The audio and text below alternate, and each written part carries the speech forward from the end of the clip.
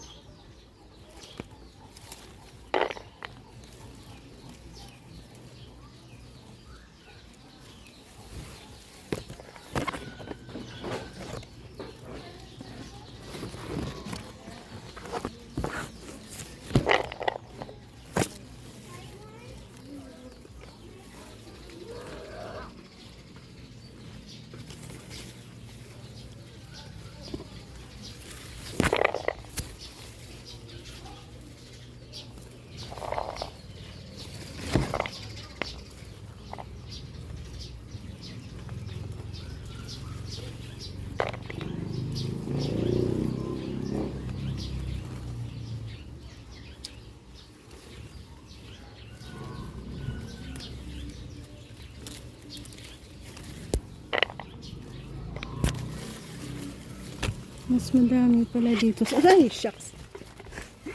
Naula. Isang puno ito. Marami pa doon sa baba. Check out natin. Yan, dito rin pala madami. Oh.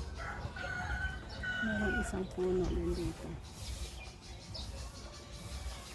So, ito ang kabuang ating nakuha sa isang puno natin doon. Balik tayo ulit. Kunin natin pa isa pa.